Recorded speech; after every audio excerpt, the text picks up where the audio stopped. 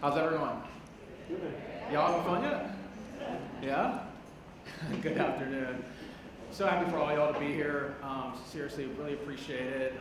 I get a lot of pleasure moderating these panels for Sportico, but I'm really excited about this one. We have three ladies here who are trailblazers in their own right, and I'm really excited about this honest discussion we're going to have here. And before we kick it off, for those who don't know, you want to get in the app to do some live, some live questions. So feel free to submit some while you're here, and whatever comes to your mind. For those I haven't met, my name is Eric Jackson, sports business reporter at Sportico, and I'm joined today by Michelle Wilson, CEO of Onyx. We also have Marie Cato, Assistant General Manager and Vice President of Basketball Operations for the Phoenix Suns. And we have Marie Donahue, Vice President of Global Sports Video at Amazon. So I want to dive right into it because we have a lot to get into. And for those who don't know, Morgan recently became the first woman of color to be Assistant General Manager for NBA history.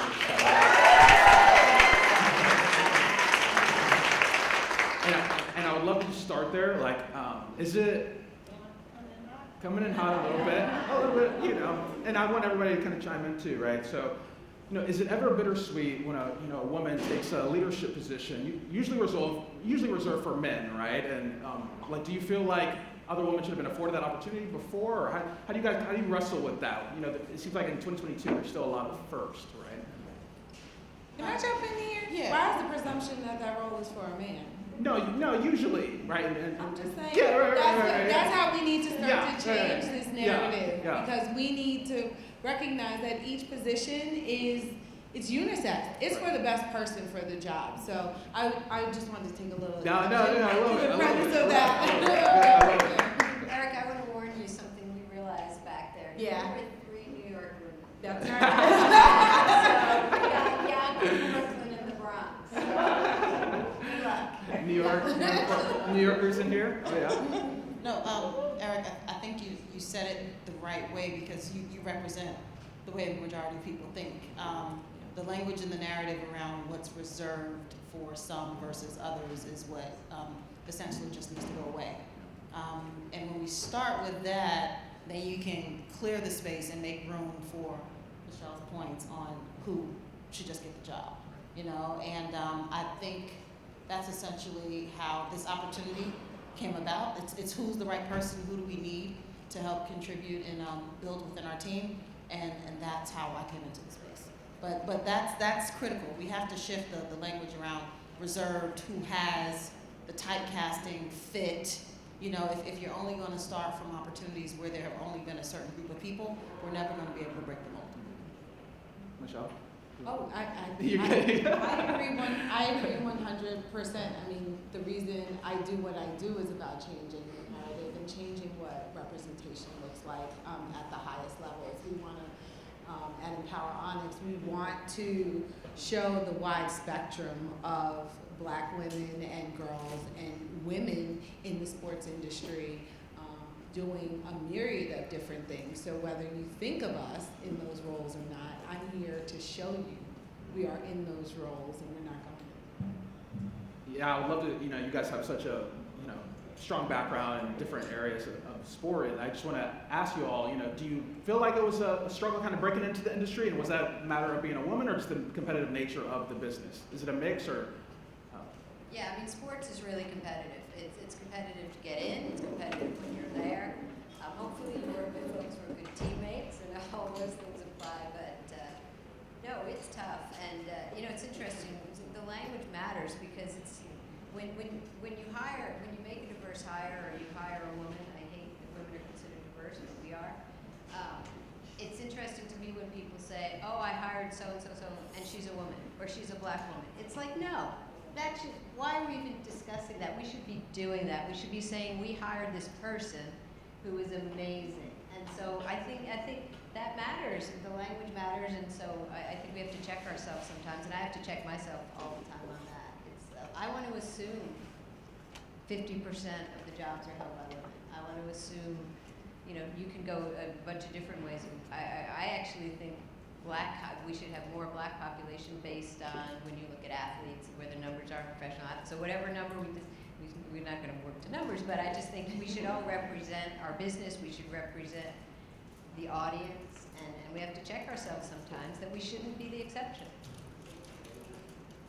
We just need to be intentional, I think, to take your point further, Marie. I think, you know, the moment that we stand in right now is about being purposeful and intentional, and I know I've heard it in several conversations today, that right now we need to be very specific and say we are hiring a woman of color or a woman or any other diverse group, but with the goal being that we don't have to say it. But for right now, in the fact that we haven't been very myopically focused on it, I think we need to and intentionally need to make those changes so that the long term is representative.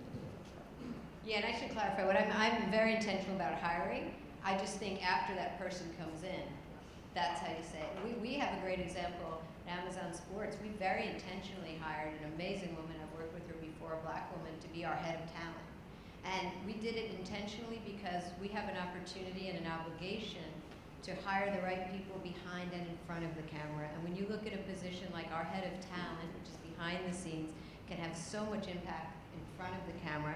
And I'll tell you, I work with a great team. We're always striving to make it more diverse, but very well intentioned. I can tell you, we stop meetings because we're rushing to launch Thursday Night Football at the speed, we're launching, I think, in 14 weeks. And so we're trying to hire fast. And I can tell you, she and I held up meetings constantly to say, no, you have to look harder. We are going to find a black woman to be on air. We are going to find a female host. This is not acceptable. I know we're running. I know we're rushing. I know you guys are well-intentioned. But no, I'm not signing off on it. And Amina is getting on the plane to find people in New York, Atlanta. So intentional is essential right now. Right, and we've talked about women and being just underrepresented, right, in this industry. I want to ask you all, though, do you feel like it's more difficult to find success as a white woman versus a Latina woman or a black woman or a minority? Michelle, do you want to start? Do I find it, I feel like hashtag the struggle is real. My team can tell you that's like my favorite hashtag, because I just feel like everyone has a struggle and a journey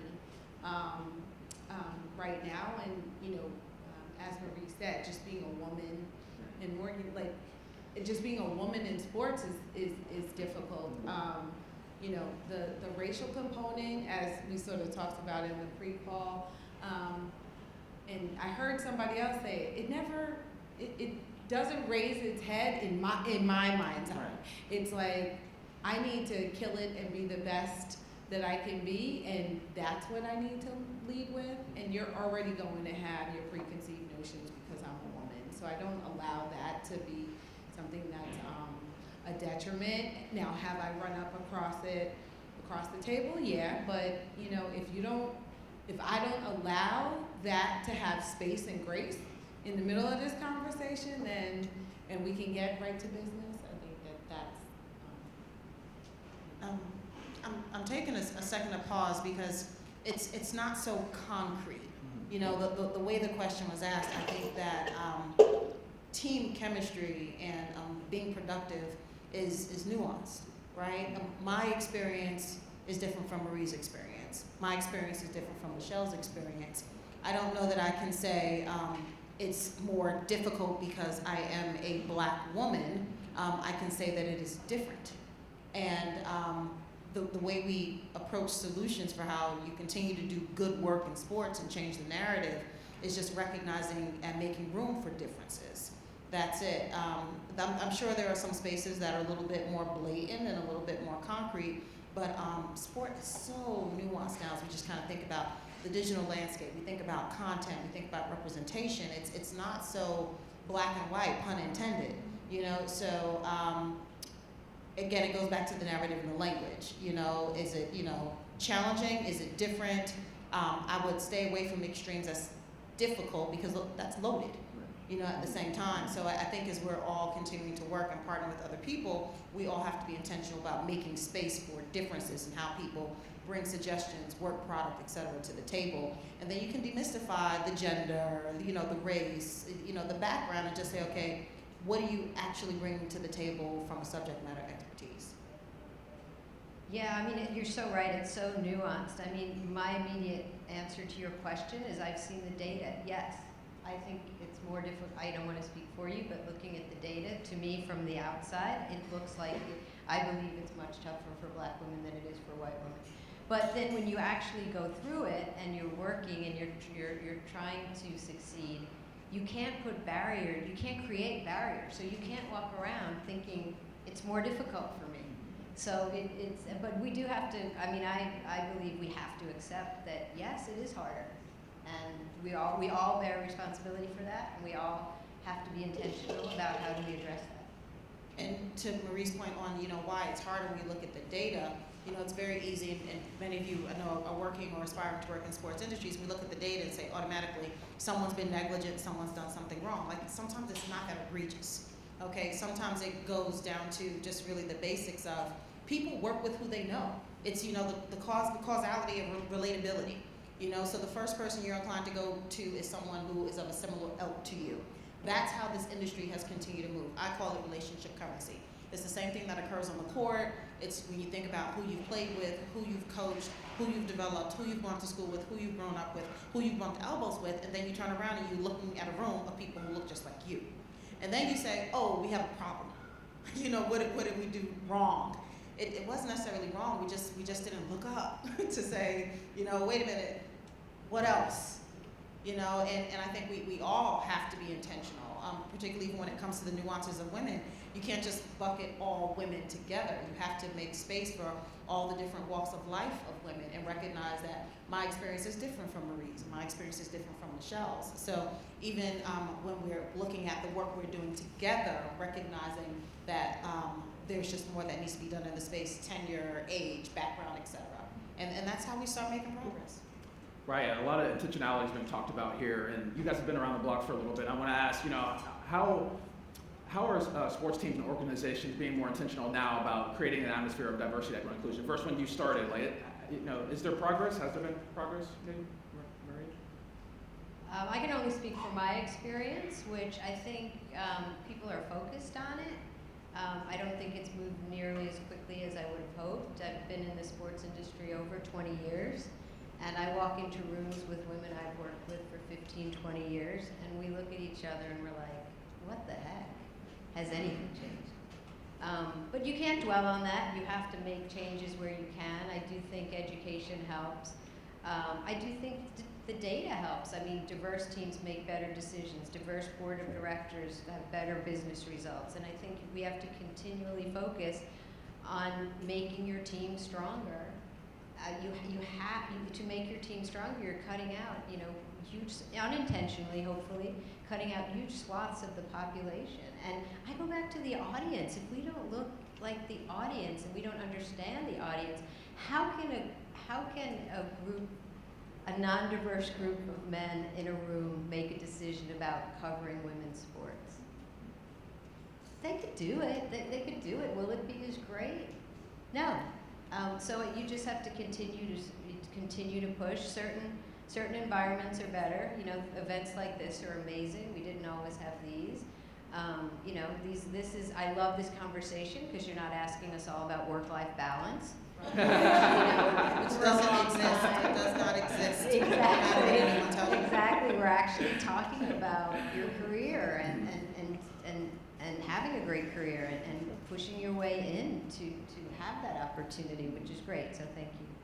And Marie, just to tap onto another point of what you just mentioned around like how you make decisions, there's also, you got to take into consideration purchasing power, right? Like in most households, who's the one that is controlling the entertainment dollar?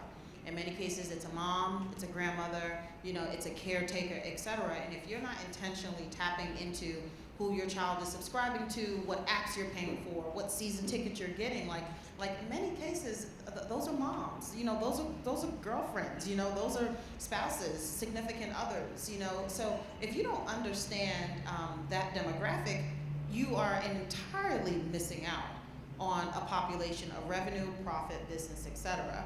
You know, and if you don't have those voices as part of your decision makers, then you're always going to miss out on opportunities. So it takes away from, are we just tapping into women? Are we just tapping into women of color? Like, are we tapping into the dollars? Yeah, they call it share of wealth. Right, exactly. Exactly, and to that point, many of the mothers are making the choices and deciding on where their families are engaged. And like for us, it's very important for us to, and there goes that New York importance that I was talking about earlier. And it's very important for our young girls to participate in sports to get the fullness of it. And so back to, you know, the original point about having that diversity in those, you know, in those decision-making. Absolutely. Marie, you mentioned men earlier. You know, there's been a lot of talk about men allyship, right? And I want to ask you all, you know, is it necessary for men to be a part of the growth? And I just want to get your thoughts. Michelle, if you want to. Sure. I absolutely believe in allyship. My ally is here, right back there. I believe right now, you know, there are still those rooms and those places and conversations that we aren't present. And it is through those allies that elevate our issues in those spaces and places. I joke with him all the time. He can make one phone call and get that meeting that it would take me 3 months or 6 months of calling every day to execute. And so I truly believe in the power too of allyships. I mean, these brands have established hundreds of years of experience that we need to tap into. So I'm a firm believer for its ability to uplift our voices and represent. Even when we are in the rooms, allyship is incredibly important because I don't know how often this happens. I remember years ago I was reading a Ruth Bader Ginsburg interview, and she said she's a pretty good communicator, but even in the Supreme Court deliberations, it's like they don't hear her. It's like their hearing aids are turned down. And so just a simple thing is if when Michelle or Morgan says something, it could be a guy, it could be a woman, that's a great point. Or when one of them says it and then you repeat it and everyone acts like you're the first person who said it. Well, Eric, that was a great point. Building on Morgan's original point. Like little things like that make a huge difference. And I think, look, you have to be intentional about it. I say it to people all the time. I mean, women have to be allies for each other. I say it to guys. I was like, well, it's lucky you could say that. They didn't turn down the hearing aid when you spoke. And, you know, if you say stuff like that enough, I think people are generally well-intentioned and they get embarrassed not to be an ally at some point because they start to notice it. And it's embarrassing when people get treated that way, when anybody gets treated that way. It's like that FedEx commercial where it's like, they said it like this, but he said it like this. That's how I feel a lot. And even as you define, you know, allyship, understand that landscape has changed, right? And I'm a little perturbed that Michelle has to rely on her ally to make a dent in spaces. And that has nothing to do with you, because I know you're an amazing person. But for the fact that we still work within an industry where, you know, that's like, you still have to call in the troops to get the job done. Like, you know, we have to recognize how allyship should be changing. And it's not just always up to someone who is different from us. Marie also said it. You know, there was a space when there was only one woman allowed in the room, you know, one man of color in the room. You know, the landscape has changed. So now that it's so much more competitive, I think women also have to be intentional about being allies and being supportive and not over talking and continuing to, you know, tap other people in. Anyone within my team who's on a group call with me, like they know they're going to get put on the spot, you know, and it's not because I want to put you on the spot, it's because I want you to be comfortable hearing the sound of your own voice. You know, you don't have to get it right, but I'll say, you know, Monica, tap in. You know, if someone puts something in a chat on a Zoom call, it's like, no, I want to hear your voice. You know, like there are different ways to now start doing this and creating space for others to show up, you know, irrespective if you're a man or a woman. So I think it's also up to us to think about allyship different and think about it more through a lens of advocacy to really get the best work done. I love that point. Women being allies themselves, right? I mean, do you feel like that hasn't always been the case? Each other championing each other's success and everything else, or? I don't think that it's not that it hasn't been the case. It's just things are different now. Like, and Marie, you can probably relate to this also from ESPN, but there was a time where you would just kind of move through the work, of the day. You're either back to back, but stopping and taking a pause to, have intentional conversations or get to know something about someone's personal life. Like, there was a clear separation of church and state. Don't ask me what goes on in my house. I'm just here to do the work. And we now are bringing more of ourselves to the table. We now can unpack, be a bit more colorful. Wear different color nails. Like all these different things. Particularly for women of color, the Crown Act and wearing your hair natural and letting your coils show as they should. There are just different ways to be yourself. So the energy has just changed. It's not that someone said we couldn't do it, but I don't think that we knew that we could ask certain questions or break down those barriers. And I have recognized that probably over the past 3 or 4 years. There are women that I have, said hello to, but never said, how are you doing? And that's a difference. So it's just understanding the landscape that we're currently working in. And as you were talking about change, you're absolutely correct, in that, the environment has changed such that now you don't, there is opportunity for more than one, for multiple. For you to help, for you to sit in a role doesn't mean you have to be the only person to have that role. There are opportunities alongside of you and above you that you can help and support other women. And I do agree with you that that's much more nuanced than it had been in the past, because you were just moving through the work. And you knew there was only that one seat for that one diverse person, and everyone fought for that one role, and that, I think, has changed greatly. Yeah, I think things change generationally, but I would rather not make generalizations about people, but one thing I think that has become more prevalent is a sense of impatience. And I think young people, young women are more impatient, and I admire that, and I learn from it, and I get energy from that, and I feel like we all do. So I do think, I think we should all be impatient. Some of this is ridiculous. And so how do we break through, and how do we help each other? And you're all smart, you're all here for a reason. Don't be afraid to speak up. Right. What role do men play? Getting closer to gender inequality. Closing the gap. Right. Like similar to the first question, but what can we learn from especially the men here in the crowd? It's not that complicated. Be a great. This is a sports crowd, right? Be a great teammate. I wouldn't overthink it. I would just do it. I was making a board presentation once at Disney. And literally a nervous wreck going to Wimbledon Live on ESPN Broadband or whatever we used to call it. And I said, okay, we'll go to Wimbledon. And a noise, and the projector blew. And I was in front of the Walt Disney Company Board of Directors, and I said, everything okay? And they said, oh, it'll be about 5 or 10 minutes. And I was like, okay.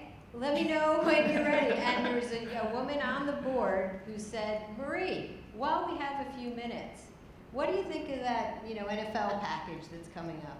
And it changed my life, because I would have been a person who sat there quietly and been like, oh my God, I can't believe that happened to her. And so it's not complicated. When you see something, do something.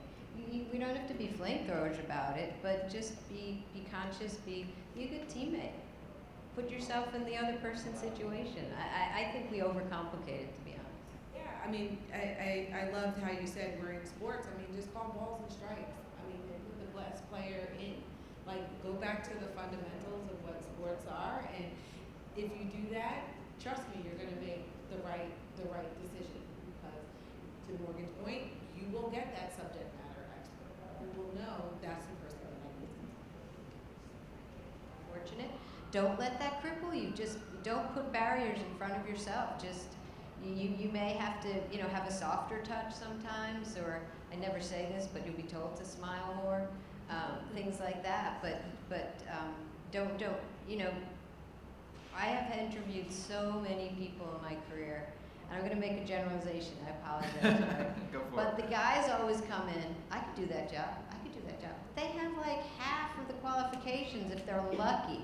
The women come in, and you know, hopefully this is changing because hopefully the younger generation is more confident and not subject to this stuff. But the women are like, I only have 98% of the qualifications. I'm not sure this is the right move for me. And you see it in the data with Show of hands, who's been there? Show of with hands. the salary. Yeah, exactly. You see it with salaries. One of the biggest, yes, salary companies can sometimes be inequitable on salaries. But a lot of times when you unpack it, not all of it, but a lot of it starts because women don't negotiate their salaries when they come in, or as hard. So I, unfortunately, you know, it's the Fred Astaire, Ginger Rogers, she had to do everything but backwards and heels. It's going to be harder, but don't let that cripple you because we are hungry for women in this industry. And we are going to change it. I mean, you guys are sports fans. The women's sports is, and not just what you're, I mean, obviously what you're doing, my God. And also just women behind the scenes in all sports. But women's sports now is one of the few areas growing and really in the zeitgeist. So they need us. So take your place. I want to get to one of these questions that somebody asked. Oh, what does game changer mean to you? Obviously the session is Fearless Game Changers. You guys can just, For me, it literally means changing the game. Absolutely. You know, for Empower Onyx, it was about telling stories about Black women and girls in sports to change the aperture of understanding on where women can go within the industry. So for me, I didn't see it. There are amazing women that cover sports on a day-to-day basis. You have your, you know, Jamel Hills and, I mean, you name it, Maria Taylors. You have all of these amazing women, but let's peel back the layers and talk about the women behind the industry. And so for me, it was about creating a new platform that did just that. Maureen? I think changing the game is just allowing for things to be different, you know, and it's not just intentionally just being different because you want to stand out. Like that's corny, okay? We've all you know when there's someone that's just talking just because they feel like they need to be heard or just ask a question. Don't be that person, okay? And that's irrespective if you're a man or a woman. But perfect example. I mean, how many people are like wear Air Force Ones and suits? You know, like I mean that's you know game changer. You know what I mean? Like. As much I've worn heels forever, I probably won't be wearing heels much more on the court. Like it's not safe. It doesn't make sense, you know. Sometimes it's subtle things because they just make sense for where we are now. So as you're making decisions, like think forward, you know, about what makes the most sense for the game, what makes the most sense for the product, for the players through a viewership lens, for you as a fan. You know, those are the things that you should think about, not just being disruptive for the sake of being disruptive. I'll also say that as we talk about intentionality, like sometimes you need to be intentional, just fuck some shit up, okay? And there's a balance of that, okay? And I hope that wasn't recorded too much because I probably won't be invited. But sometimes, you know, if you just know something just doesn't make sense, just call it out, you know? So again, nuance, we have a few things, intentionality, you know, taking space, being impatient, the nuances of it. You know, it's just not one fell stroke of how to do this. It's just allowing the game to be different where it should be. Mary? Yeah, for me it's mostly being able to make a difference for people other than myself. So that's either people behind the scenes, people in front of the camera, fans who want to see a more diverse slate of content. But it's to me it's a bit bigger than me, and obviously hopefully for good. Love that. 3 great responses. Well, ladies and gentlemen, that brings us to the conclusion of our session. I hope you all enjoyed it, and thank you all, these 3, for coming up here today.